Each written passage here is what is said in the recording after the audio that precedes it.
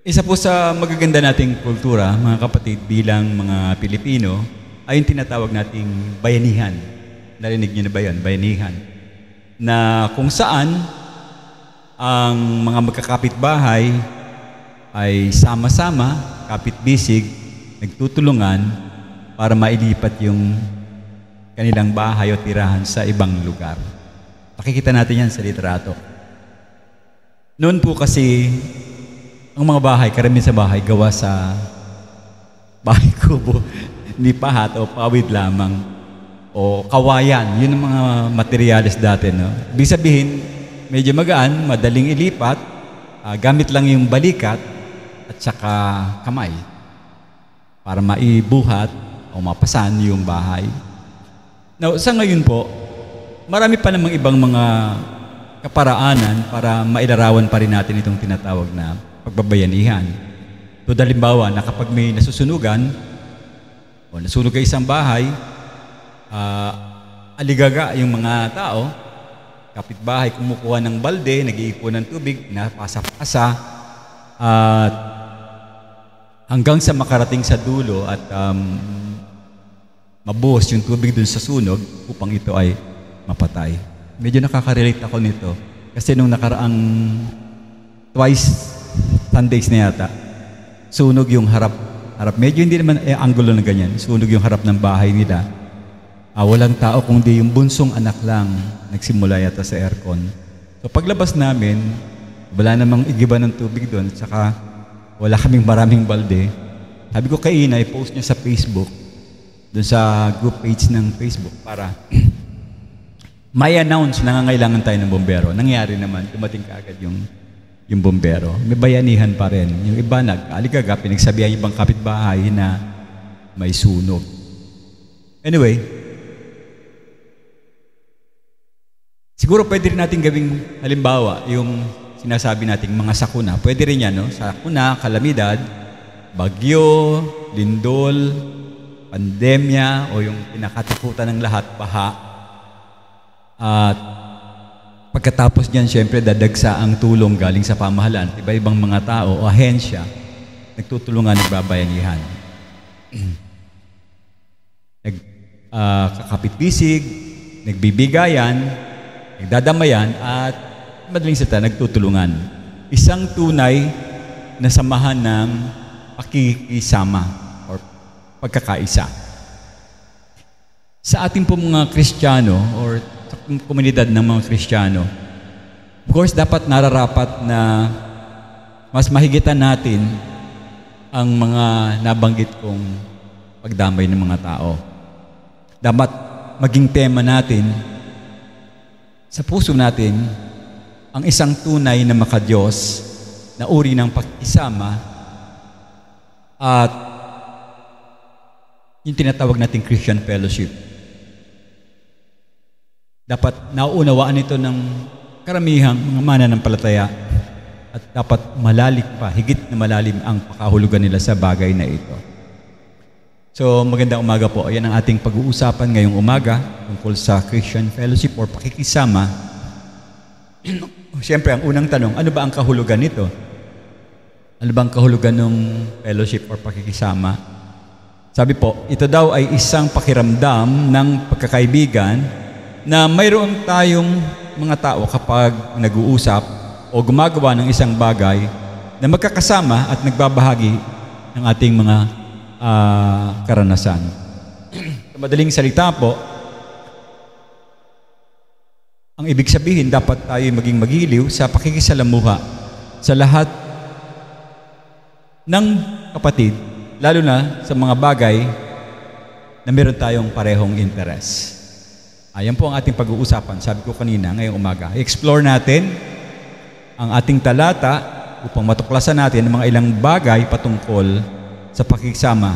Lalo't higit sa lahat, ang pag-uusapan ay paglilingkod. Subalit, bago tayo magsimula, mga kapatid, samahan niyo muna akong basahin ang ating talata ngayong umaga. Matatagpuan natin sa Pilipos, Kabanata 1, talatang 3 hanggang 8. Philippians chapter 1, verses 3 hanggang verse 8. Panalangin ni Pablo para sa mga taga-Pilipos. Nagpapasalamat ako sa aking Diyos tuwing naaalala ko kayo. Sa bawat panalangin ko para sa inyong lahat, lagi akong nananalangin ng may kagalakan. Dahil sa inyong pakikibahagi upang maipalaganap ang Ebanghelyo mula ng unang araw hanggang ngayon. Lubos ang aking pagtitiwala na ang Diyos ang nagpasimula sa inyo ng mabuting gawa at tatapos nito hanggang sa araw ni Kristo Jesus. Tama lamang na ganoon ang isipin ko tungkol sa inyong lahat dahil kayo'y nasa aking puso. Ang dahilan nito'y kayong lahat ay aking mga katuwang sa biyaya ng Diyos, maging sa aking pagkabilanggo, sa pagtatanggol at pagpapatunay sa Ebanghelyo. Sapagkat saksi ko ang Diyos, kalakip ang pagmamahal ni Kristo Jesus, kung gaano ang pananabik ko sa inyong lahat. Manalangin po tayo. Aming Diyos, tunay nga po na Ikaw ay napakabuti. Maraming salamat po sa iyong salita upang malaman namin at maunawaan ang tunay na samahan at pakikisama sa kapwa mananampalataya at maging hindi man. Samahan mo kami sa aming pag-aaral ngayong umaga. Gamitin po ang iyong lingkod sa pangunguna ng iyong banal na Espiritu at itong aking dalangin sa pangalan ng iyong anak na si Jesus. Amen. Sa mga nakaraan pong pag-aaral natin ng aklat ng Filipos, at nakita na natin kung papaano ang pagiging matapat ni Apostol Pablo sa kanyang pagkakaroon ng kaugnayan sa simbahan ng Filipos, Philippian Church. Nakita natin yan ng mga karaang lesson natin.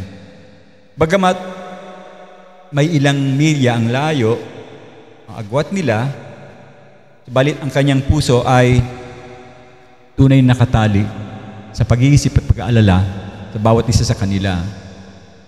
At kahit na sabihin ko walang natural na paliwanag para sa kanilang pagkakalapit o pagkakasundo nitong isang Asyanong Hudyo na walang iba kundi si Apostol Pablo, na sa kasalukuyan nga ay nakakulong, nagkaroon siya ng kaugnayan sa mga taga-European ng mga Gentiles.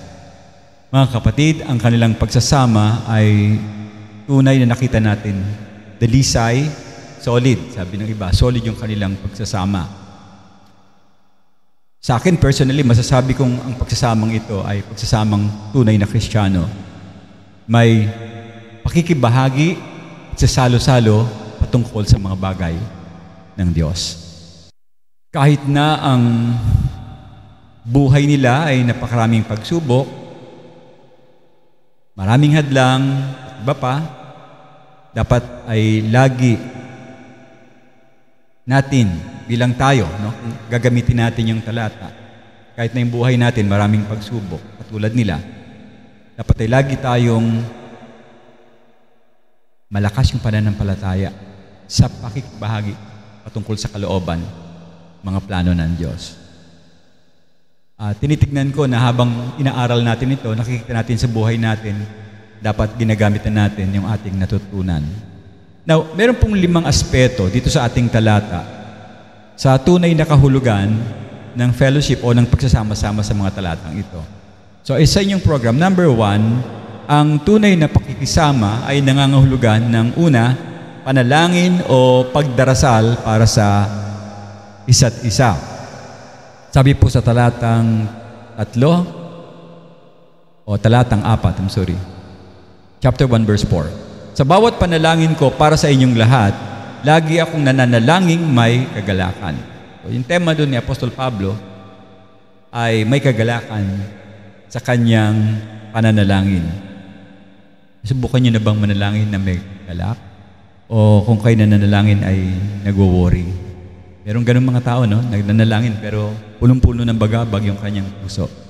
Ang utos sa atin dito, nakita natin sa buhay ng Apostol Pablo, siya ay nagagalak kapag siya ay nananalangin. Hindi boring sa kanya ang prayer.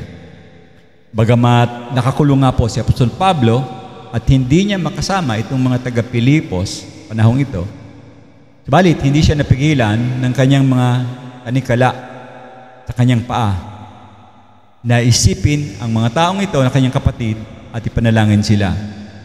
By the way, ang bilanggo kasi noon, kapag ikaw ay nakakulong, hindi lang nakakulong sa isang selda, pati paa mo nakatali ng kadena. Mahirap ang kanyang sitwasyon noon.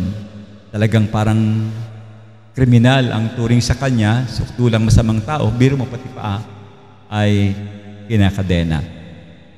Subalit yung kanyang pag-aalala sa mga taga-Pilipos, nakita rin natin na tunay ng puno ito ng pasasalamat sa Diyos. At yung kanyang kagalakan ay kung paano kumilos ang Diyos. Ang inisip niya kasi, kung paano kumikilos ang Diyos sa mga buhay ng mga taga-Pilipos. Kaya siya natutuwa. Nakikita niya lumalago ang mga mananampalataya sa pananampalataya at nagiging katuwang at nakikita niya yung produkto ng mga kapatid na ito na isa sa mga supporter din ni Apostol Pablo ng mga panahon na yon.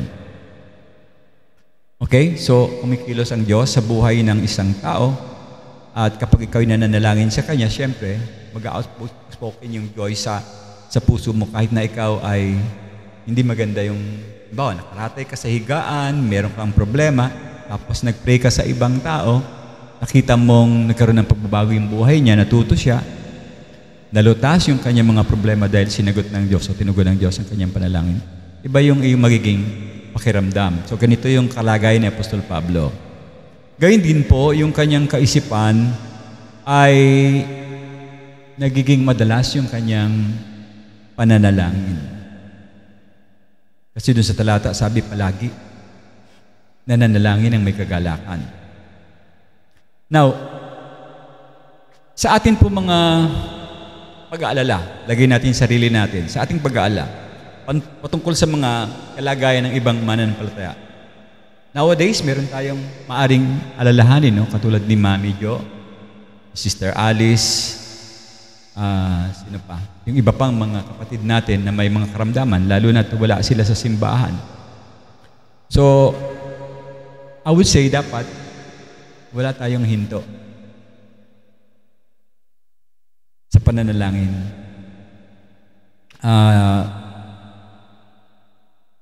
Hindi tayo dapat nawawalan ng init, ng alab, yung ating puso at damdamin sa pananalangin sa Kanya. Naalala niyo ba yung viral ngayon sa YouTube tungkol sa Thailand, sa isang bus na punong-puno ng mga bata?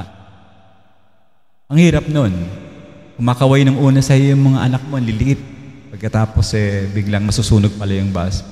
Parang ubos yata lahat ng sakay. Pero yung driver buhay, ano? Parang nakita ko tapos yung driver. Well, anyway, paano yung ganong sitwasyon? Paano mo i-handle yung puso ng isang tao? Paano mo siya dadamayan na ang kanyang sitwasyon ay bagabag na bagabag? Probably baka yun lang yung anak niya pagkatapos nawala pa. Anyway, sa puntos natin kasi mga kapatid, kung inaalala natin ang ating mga kapatid sa pananampalataya, kasama ang ating, of course, pag-aalala, hindi lang yung ibang mga kapatid, mga mahal sa buhay, dapat ay ibinibigay natin itong mga alalahanin ito kanino? Sa ating Panginoong Diyos. At ang kasunod doon, of course, we will offer ay taos-pusong panalangin para sa maliwanag ito, last week, yung message natin tungkol sa prayer, naalala nyo. Talagang, kung nasubaybayan niyo yung binanggit ni Brother Ray, kung gaano kahalaga ang panalangin, dapat ay kinakausap natin sarili natin, talagang kailangan mamuhay tayo na punong-puno ng pananalangin. Bukod doon sa salitang palagi na ating nakikita, lagi akong nananalangin, dapat ginagamit natin yan sa buhay natin. Bagamat kung minsan, sa totoo lang, yung ating mga prayer list, parang nagiging mechanical kung minsan sa iba. Hindi ko alam sa inyo.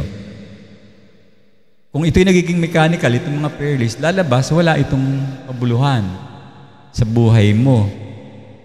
Dahil yung mechanical prayer, I would say, parang walang concern yung nananalangin doon sa kanyang kapatid.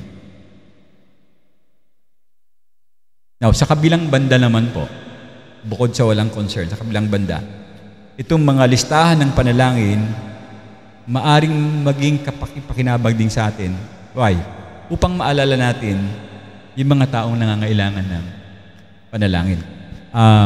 Bago ako nag-pastoral prayer last Sunday, may sinulat ako dun sa likod. Sinabi ni brother, pag-pray mo si Jing, kaibigan namin yan. Pag-pray mo siya, nilista. Naalala ko sila doon. At hindi lang nung Sunday yun, of course, sa aming family prayer, gabi-gabi kasi mananalangin, sinasama namin kahit ng mga naiwan na prayer dito sa church. Of course, iba pa yung mga tinetext sa amin na nangangailangan din ng panalangin. So, ang mga taong nangangailangan ng panalangin at nililista natin upang hindi natin sila makalimutan. So, dapat mga kapatid, I would say we should turn that remembrances into our prayer. Kasi mas madaling manalangin kung ang panalangin mo ay dinadala mo sa ating Diyos at araw-araw natin ito ginagawa. Basahin po natin ang Efeso, Kabanata 6, talatang 18. Sabi po doon, ito na naman yung word, palagi kayong manalangin ng lahat ng uri ng panalangin at paghiling sa pamamagitan ng Espiritu. At sa bagay na ito ay magiging mapagbantay kayo at patuloy na magsumamo para sa lahat ng mga banal. Uri ng panalangin. Ano-ano ba yung mga uri ng panalangin?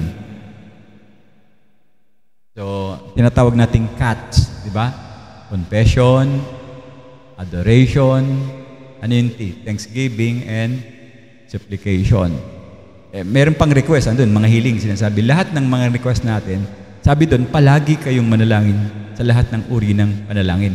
Dito kasi po, sinasabihan tayo na mananalangin tayo. Of course, merong tumutulong sa atin dito. Banal na Espiritu. Dahil ang banal na Espiritu ang kumakausap sa iyo, magiging alerto ka at magkakaroon ka ng pagtsatsaga at pakikipag-usap. Sino yung ipinapakiusap natin? Sabi doon sa talata, sa lahat ng mga kapatid, mga banal. Now, ganun din po, mababasa natin ang talata sa unang Tesalonica, Kabanata 5, talatang 17. Maiksi yung talata, sabi doon, lagi kayong manalangin. Lagi kayong manalangin. Romans chapter 12, verse 12, maggalak kayo sa pag-asa, maging matiisin kayo sa pagdurusa, at maging matyaga kayo sa panalangin. 3 talata tungkol sa salitang palagi. Ano bang utos sa atin, mga kapatid, sa binasa ko pong talata? Tayo daw ay dapat maging tapat at matyaga. Dagdagan ko, walang patid, walang hinto sa pananalangin. Sinasabihan tayo na manalangin ng without ceasing, walang tigil. Of course, baka misinterpret yung talata. Hindi po ibig sabihin na hindi na kayo magtatrabaho, puro panalangin nilang gagawin niyo buong araw. Hindi po ganoon ang ibig sabihin nun.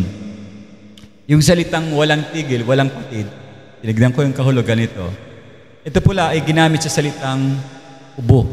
Isang uri ng ubo. Hacking cup or tinatawag nating dry cup. Isang uri ng ubo na palaging bumabalik pagkatapos ng maikling sandali. Hindi ba? Sino dito may dry cup? Nagkaroon ng dry cup. Ako, madalas. Naiirita kayo kasi paulit-ulit. Magpapahinga ng sandali, mamaya, uubuhin ka na naman. Ganun palang ibig sabihin ng pananalangin. Walang tigil. Pwede nyo namang gawing walang tigil eh. Paano? Pagkagising nyo sa umaga, humingi kayo ng tawad sa Diyos para sigurado ang banal na Espiritu ay nasa puso mo. Ibig sabihin, malinis ka na, you will be controlled by the Spirit. At saka ka gumawa ng ginagawa mo. Maghahanda ng almusal, papasok sa paralan, maghahanda, sasakay sa sasakyan, papasok sa opisina, may prayer ka, under prayer ka. Holy Spirit ang gagabay sa'yo. Pagkatapos maya-maya, magsisimula ka magtrabaho, hingi ka uli ng tulong. Lord, o kaya sa sasakyan, maraming pangyayari na napipikon ka. Hindi mo gusto yung katabi mo, traffic. Kahapon, grabing traffic. Hindi ko alam kung si Olivia Rodrigo ang may kasalanan sa traffic. Iinis ka, mananalangin ka. Pagkatapos mamaya, kakain na, mananalangin ka. Pagkatapos magtatrabaho ulit, hingi ka na naman ng gabay.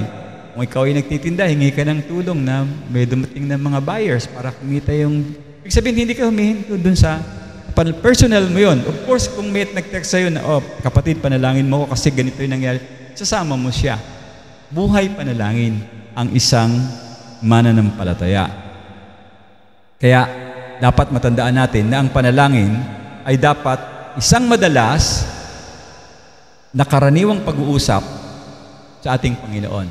Normal, karaniwang pag-uusap. Hindi mo na kailangan gumamit ng flowery words. Hindi ba kung mananalangin ka, kausapin ba, Panginoon, tulungan mo po ako kasi ito yung problema namin, ganito, ganito, ganito. Meron po akong sakit, di ko alam nakikipag-usap ka ng natural. Hindi mo na kailangan magdagdag pa ng mga flowery words. Nakuha ko to sa internet kahapon. Sabi ko, ng passing prayer ito. At saka isa pa, parang mechanical dahil babasahin yung panalangin. Hindi po yun ang utos sa atin. Sabi doon, manalangin ka palagi ng karaniwan na pag-uusap sa ating Diyos. Kasi parang ito lang, kaibigan natin ng Panginoon. Kaya kung tayo kakausap sa Kanya, manalangin ka, kausapin mo siya na parang kapatid mo rin siya o kasama mo malapit sa puso mo ang Panginoong Diyos. So ang kailangan kasi po ay taimtim na pakikipag-usap o sa pagitan natin at ng ating Panginoong Diyos. At dapat ang paksa ng inyong mga panalangin patungkol sa mga kapatid na banal at sa kanilang paglakad sa buhay. Okay? Pinapanalangin namin si Karen na dapat ganito, ganito, ganito, ganito. Mga ganong bagay po. Sample lang yun, Sister Karen. So, ang ibig sabihin, ang tunay na diwa ng ating pong pag-uusap sa panalangin na ito. Meron kasing paliwanag dito si Apostol Pablo. Makikita natin to pag pumunta tayo sa bitinin muna natin kasi yung mga nilalaman ng Apostol Pablo tungkol sa panalangin, makikita natin sa talatang siya, mga talatang 11. Okay? Bagamat nagpapahapyaw na siya kung paano yung estilo ng pagkakaroon ng tamang paraan ng pananalangin. Now, kung minsan, hindi ko alam kung tinanong nyo na to sa isip nyo. Sa sarili ko kasi tinanong ko to dati. Bakit kailangan ko pang manalangin? Alam naman ng Diyos ang lahat ng bagay. Soberano siya eh. Di ba? Siyempre, kung mananalangin ka man, hindi naman masusunod yun dahil ang masusunod pa rin yung kalooban ng Panginoong Diyos. Kaya parang mukhang walang silbi kung tayo mananalangin. Tanong lang naman yun, pero may sagot yan. Alam niyo po ba ang sagot? Ang ating mga panalangin, kaya tayo inuutusan na manalangin, bahagi ito ng pamamaraan ng Diyos para maisakatuparan niya ang kanyang kalooban sa buhay natin. May bahagi tayo, pakikipag-usap natin sa Panginoon. At ginagamit niya ang panalangin upang baguhin ang ating mga puso. So yung ating pagdarasal, pagbabago ng ating buhay. Meron akong tanong sa inyo. Paano nyo ipinapanalangin yung mga taong kinaiinisan ninyo? O kinaiinggitan? Paano nyo sila pinapanalangin?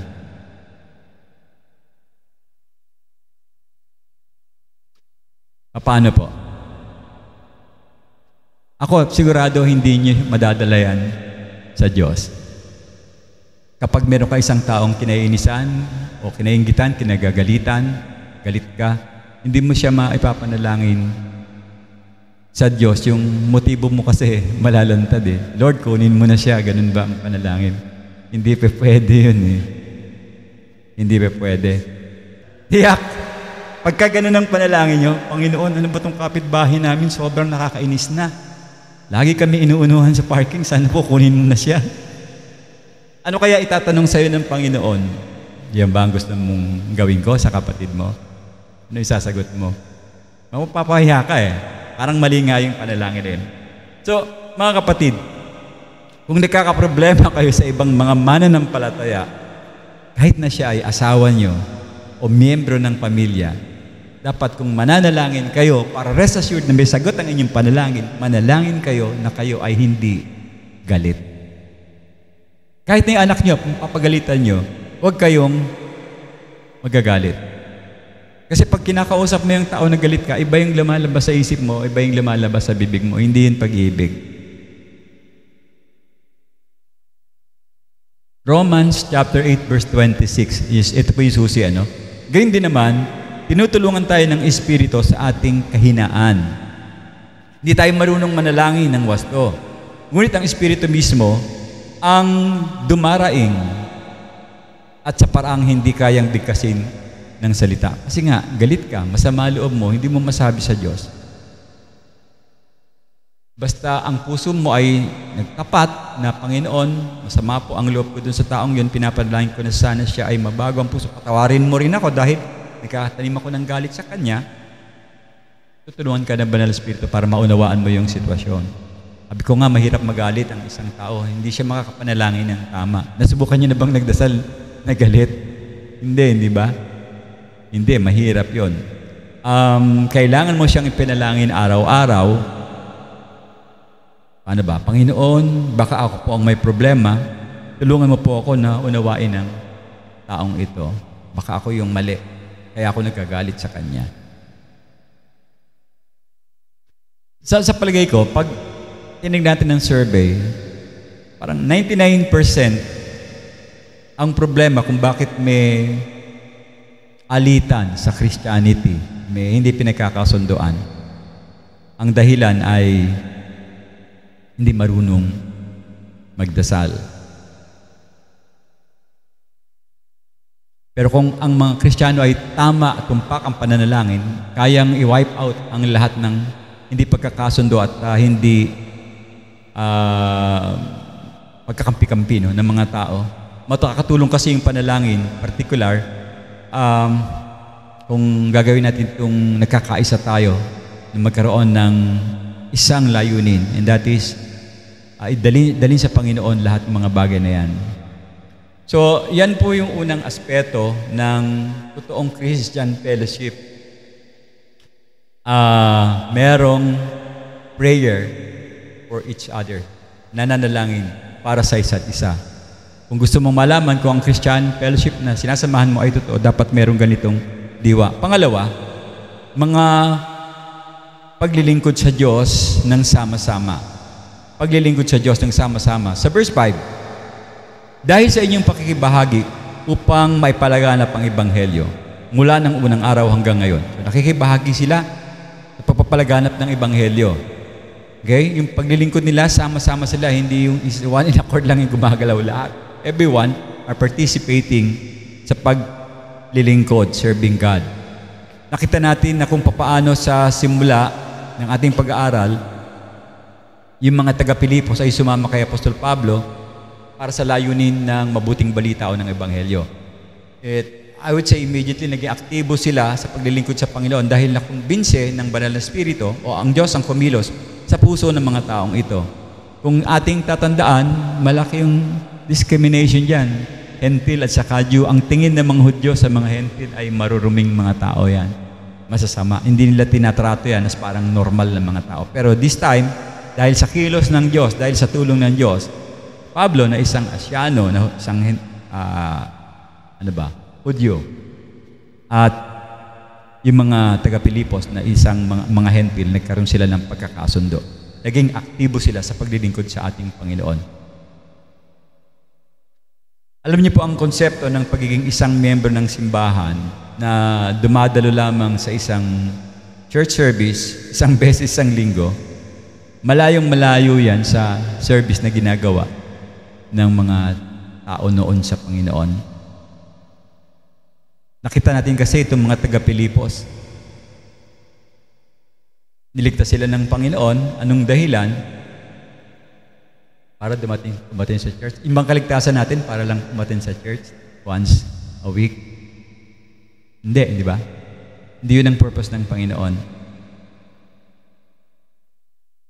Ang katotohanan po, Tayo ay niligtas ng Diyos for the purpose of what?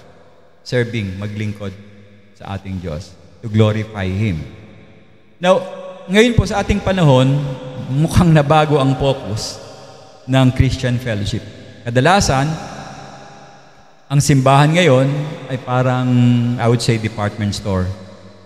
Ang tawag sa internet, kung kayo'y nakakabasa nito, ay marketplace. Yan ang kanilang term ngayon sa simbahan. Kaya nilalagay nila sa mall, nilalagay nila sa mga lugar kung saan pwedeng pumunta ang mga tao upang tumugon daw sa mga pangangailangan ng tao. Parang malayo nga sa konsepto ng pinag-uusapan nating Christian Fellowship o pagsasama. Kaya ang nangyayari po, mga kapatid, sinusubukan ng mga churches ngayon ang iba't ibang klase ng program, church program. Pagalingan sila sa pagpapaganda ng program. Minsan, mapapansin nyo, mas mahaba ang praise and worship, ang preaching, ang konti, ang iksi-iksi. Meron before, nung mga panahon na yon, hindi ko alam kung kilala nyo si Charles Finley. Siya yung author ng altar call. And sabi ng pag-aaral namin sa kasalukuyan, ito ay manipulation. Minamanipulate yung mga tao sa isang bagay na parang pinipwersa mo siya para maging membro ng simbahan at dumating doon sa puntos na lumapit siya sa gawain. So, in other words, paano ba ginagawa ng mga mananampalataya ngayon ang Christian Fellowship? Ngayon, ang ginagamit nila ay music. May imbitasyon sila, sasabihin nila, dumalo kayo simbahan kasi may mga unbeliever kayong kapatid, dali nyo para maligtas. Pero pagdating dun sa group, puro kantahan lang. Ang dami-daming music na nilalagay at kuminsan, di ba pa yung setup ng ilaw medyo madilim, emotion ang paiirali nila doon sa bagay na yun. At makikita mo, kukonti yung preaching. Ang focus ngayon ng simbahan, puro banda. Di ba? Mag-click kayo ng service sa YouTube. Anong una makikita nyo? Banda. Grupo. Kumakanta. Kung babalik tayo sa panahon noon, wala namang bandang itinayo yung mga apostol. Hindi sila nagtayo para makuha yung atensyon ng mga tao. Wala akong nakitang ganung grupo. Maliban kay Haring David na talagang musikero. Pero kailanman, wala tayong makikita. Ang karamihan sa katakaran ng mga panahon na yun ay puro salita ng Diyos, pangangaral. Kahit na nasa bahay sila, ang kanilang emphasis ay pangangaral ng salita ng Diyos. May mga awitan pero hindi nila ginagawang priority yun para makuha at makumbise yung mga tao. Kasi po, minsan kasi pag sinabing music, lalo na yung genre, binabago, personality mo yan eh. Personality mo yan, mahilig ka sa ganitong tugtog, saka pumupunta sa bagay na gusto. Ikaw yung may gusto dun sa bagay na yon. Parang katulad dito ng department store, sabi ko kanina, kasi kung gusto mo magpalit ng damit, wala dun sa isang tindahan, punta ka sa kabilang tindahan, baka makita mo dun yung kailangan mo. Which is nakakalungkot sa panahon natin ngayon. Marami kasing ganyan ang isip nila eh. Pupunta sa church kasi ang kanilang kailangan ang priority. So mga kapatid, ang simbahan ay isang pagsasama-sama ng mga taong naglilingkod sa Panginoon at kasama sa paglilingkod kung minsan o madalas, depende sa inyo, ay ang pagdurusa. Okay? Or pag-uusig, mayroong mga ganyan. Tignan niyo po sa talatang 7, binanggit ni Apostol Pablo kung paano naging katuwang niya ang mga taga-Pilipos sa kanyang pagkabilanggo, di ba, pag-uusig yan, at pagtanggol, at pagpapatibay tungkol sa mabuting balita o sa Ebanghelyo. Moving forward sa verse 29 po, 1:29 ng Philippians. Sapagkat ipinagkaloob ko sa inyo alang-alang kay Kristo, hindi lamang ang mananampalataya sa Kanya, kundi ang magdusa rin alang-alang sa Kanya. Kailangan merong timpla ng pagdurusa ang ating buhay. At yung pagdurusa na yan, mga kapatid, kung inyong titignan, dapat regalo ng Diyos yan, kaloob ng Diyos. Kasi diyan mo magagamit yung salita ng Diyos. Kung wala kang pagsubok, paano ka lalago? Sige nga. Bahagi ng buhay, sa paglilingkod natin, magkaroon tayo ng mga pagsubok para mag-level up yung ating pananampalataya. Hindi siya ma-stuck sa isang area lang na ikaw ay mananatiling sanggol. So, dapat ang simbahang Kristiyano ay nakikibahagi sa labanan para sa mga kaluluwa, both ng mga kalalakihan at mga kababaihan. Ang katotohanan po, hindi nyo to alam siguro, no? Ang ebanghelyo, madalas ay sinasalakay ng kaaway ng Diyos nung panahon at masking sa panahon natin ngayon. Kaya kailangan natin itong ipagtanggol. Ang daming mga ngaral ngayon, iba ang mga pinagsasabi sa mga tao. Mali po ang mga tema nila ng kanilang ginagawang. Mag-ingat kayo sa ipinopost ninyo. Minsan, mas maganda yung talata ng banal na kasulatan ang inlagay ninyo para eksakto kung ano yung gusto nyong sabihin, galing talaga sa Diyos. Ito pa, sabi ng iba, narinig niyo na ba ito? Huwag kayong maging nega ngayong panahon na to. Alam niyo yung nega? Huwag daw kayong maging nega. Dapat, ang pairalin mo lang daw ay ang pagmamahal sa isa't isa. Mukhang maganda. Pero ganun ba yung tema ng Diyos? Kasi magkakaroon ng kasunod yan. Pag kinontra mo sila, ikaw yung naging nega sa kanila, anong gagawin sa'yo? Anong magiging tingin nila sa'yo? Ikaw yung nagkukos ng division at pagkahati. Kasi hindi mo sila sinasang-ayunan. O katulad ng Sogi Bill na ipapasa sa Senado ngayon. Of course, sa Biblia, hindi pinapayagan yon. O sasabihin ni iba, huwag na kayo maging nega rito para magkasundo-sundo ang lahat. Naku po. Katakot yun. Kaya nga minsan, hindi ko na malaman kung sino babae sa kalalaki ngayon sa panahon natin. Dahil dyan sa tema na yan. Pababayaan ba raw sila kasi nagmamahalan sila. Anyway, si Apostol Pablo po, mga kapatid, gumugumbol siya ng maraming oras sa kanyang mga liham. Nagtatanggol siya sa ebanghelyo. Pag mali, mali. Madalas, laban sa mga huwad na mga ngaral ng simbahan. Hindi lang naman si Apostol Pablo, maski si Juan, si Pedro, si Santiago, isang diwa nila, pinagtatanggol nila ang mabuting balita. Dapat tayo rin, nagkakaisa sa ganung layunin.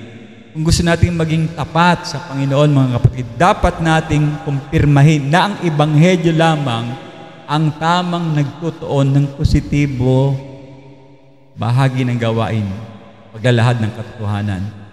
Kasama na yung mga implikasyon nito kung papaano tayo dapat mamuhay.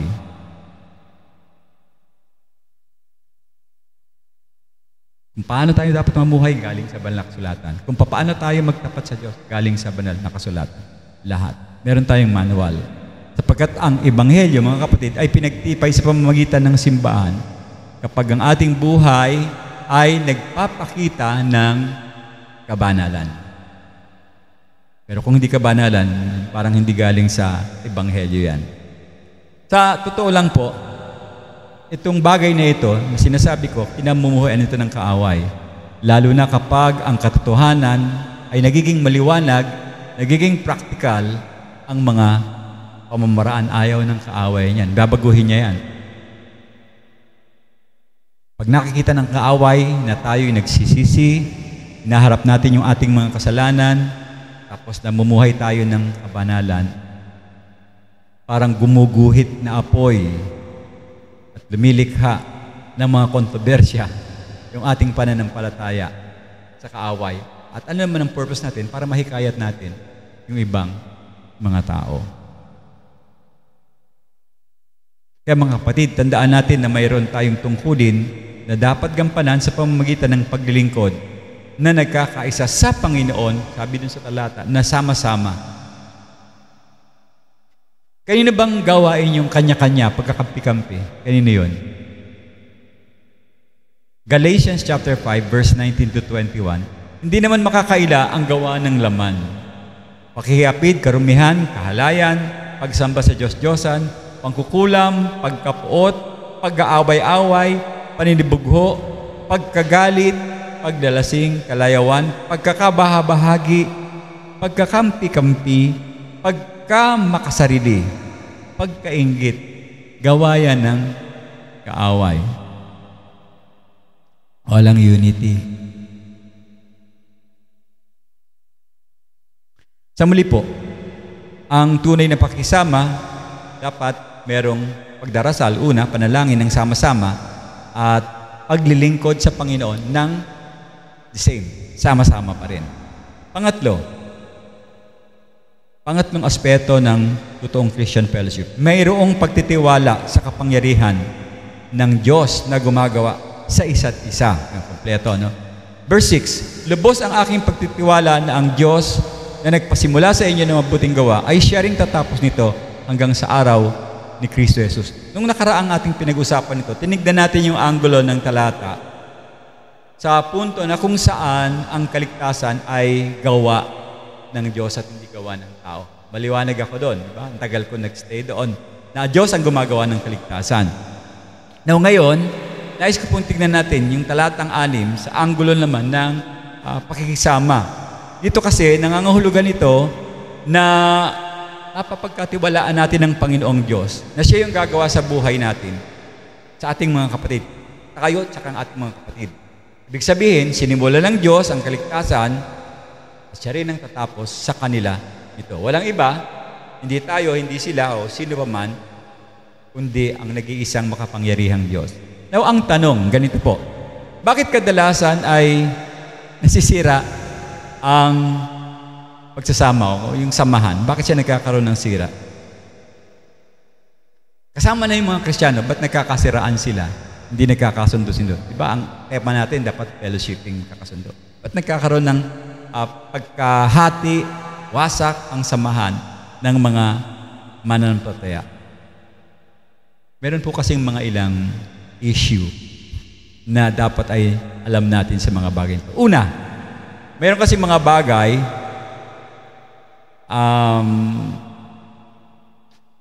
kadalasan iba-iba ang pagbibigay kahulugan ng mga nangangaral sa ibang doktrina, doctrinal issues.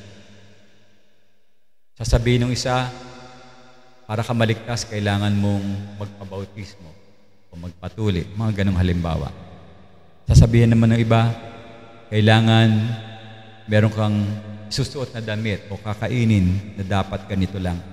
So may mga bagay na doctrinal issue.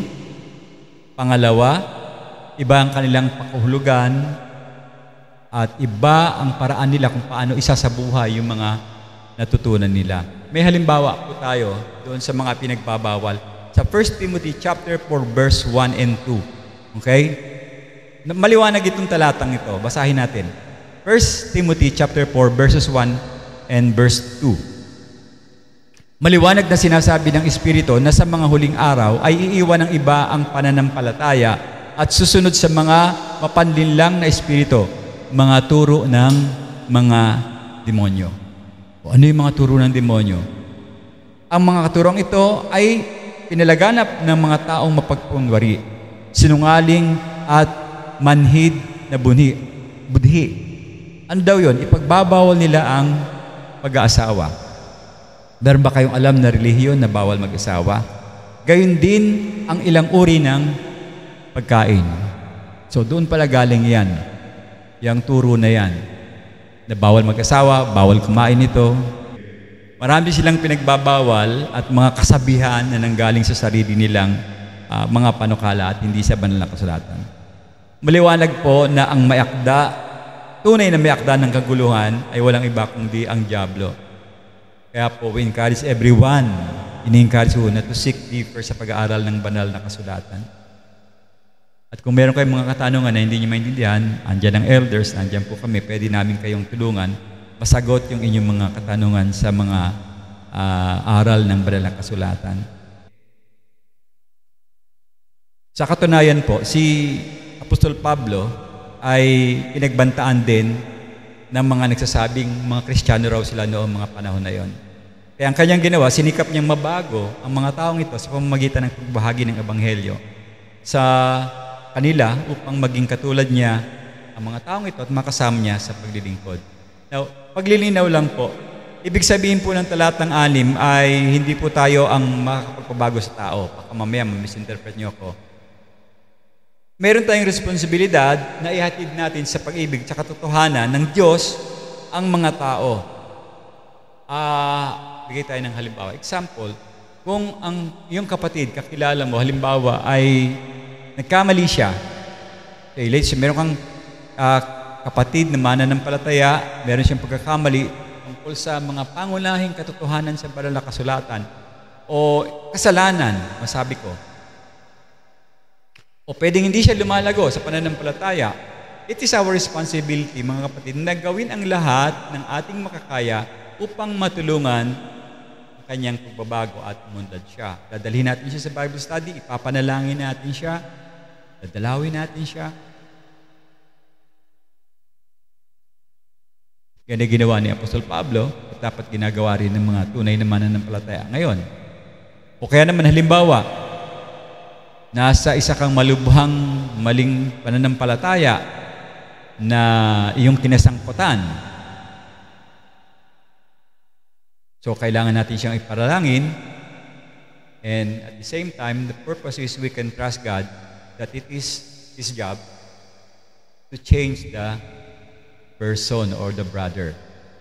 Kasi po kung tunay na ligtas ang taong yon, ang Diyos pa rin ang tatapos sa gawain ng kaligtasan sa kanyang buhay. Maliwanag ba ako doon sa puntos na yun? Meron tayong responsibilidad, panalangin, malalay, pero hindi tayo makakapagpabago sa tao. Ang Panginoon lang ang tanging makakapagpabago sa taong nasangkot sa mga maling gawa. Now, bilang karagdagan po mga kapatid,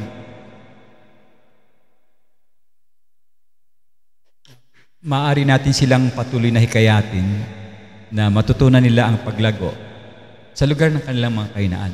Kasi baka may kaibigan kayo, nakakausap nyo person to person, pwede nyo siyang tulungan at hikayatin. Baka naman ang mangyari, ikaw mahikayat ng kaibigan mo, that is mali. Dapat siya, ikaw na may alam sa Biblia, dapat ikaw makahikayat doon sa taong yon. Again, meron po akong clarification sa pag-uusap natin. Hindi tayo ang banal na espiritu na siyang tanging tunay na makakatulong sa kanila. Kasi kung tayo ang kikilos, mga kapatid, tignan natin, kung tayo ang kikilos, baka lalong masira ang buhay ng tao. Ano ba mga pangkaraniwang problema ng mga tao ngayon? Halimbawa, tungkol sa boyfriend. Nagsasabi ka na, yung boyfriend ko masyadong demanding. O kaya, mama's boy, anong gagawin ko? Pag sariling opinion mo lang, ang i-advise mo sa kanya, baka mapahamak yung... Kasi iba ibibigay mo Anong... Katulad nung kunin ka ni Lord. Lasunin mo na. Ganun sasabihin mo. O, pasagasaan. Mali kasi ang idea ng mga tao galit yung umiiral So, more or less, the purpose dito is mahikayat mo ng tama yung kapatid mo sa tulong ng Banal na Espiritu. Tandaan po natin mga kapatid, dapat tayo magtiwala sa Diyos na Siya ang babago sa puso ng mga kapatid, kasamang asawa, mga anak, kaibigan, magulang. Tinatanong mo ko sa sarili mo yan ikaw bilang tatay, paano ko mababago yung aking asawa? Kasi hindi ko maintindihan yung ugali. Ikaw naman bilang nanay, paano ko mababago yung mister ko? Grabe ang ugali. Ganun. Kaya naman mga magulang, hindi ko alam kung paano baguhin itong mga anak ko Kukulit, ang titigas ng ulo. Yun naman mga anak. Paano kaya mababago yung ugali ng parents namin? Masyadong selfish, masyadong ganun, etc. Hindi natin kaya. Kung magdidepende tayo sa sarili natin, bilang anak, bilang magulang, bilang tatay, asawa, hindi natin magagawa yan. Tanging yung pakikibahagi natin at pagsama natin sa Banal na Espiritu sa Diyos ang makakapaghikayat na sila ay mabago. Kasama na yung panalangin. Kasama na yung paglilingkod. Kasama yung pagdurusa. Kasama yung ating pinag-uusapan kanina mo. Simula pa. Ang susi, pagtitiwala sa Diyos para ang ating mga kapatid ay mabago. Sa muli po, ang tunay na pakikisama ay mayroong panalangin, paglilingkod, pagtitiwala sa ating Panginoon. Patuloyin ko muna po dito. Sa susunod na pagsasalita ko, itutuloy ko po yung dalawa pa, yung number 4 and number 5. So meron tayong part 2 ng ating pag-aaral sa mga bagay na ito. Meron pa tayong Lord's Table po ngayon. Tayo po ay manalangin. Dakilang Diyos, maraming salamat po sa umagang ito. Nais kong ipanalangin, Panginoon, ang bawat isa sa amin na matutunan namin yung totoong kahulugan nitong pakikisama na ito. Kailangan naming pairalin sa buhay namin, Panginoon, ang araw-araw, palagi walang patid na pananalangin. Paglilingkod, pagtitiwala sa iyong kapangyarihan, at higit sa lahat, Panginoon, pag-aalala sa aming mga kapatid, sa mga banal, yung kanilang pamamalakad sa kanilang pang-araw-araw ng buhay ay lagi naming sinasambit, pinabalik sa iyong dakilang pangalan. Samahan mo kami sa susunod na gawain ng banal na hapunan, Panginoon, at ito ang aking dalangin sa pangalan ng iyong anak na si Jesus. Amen.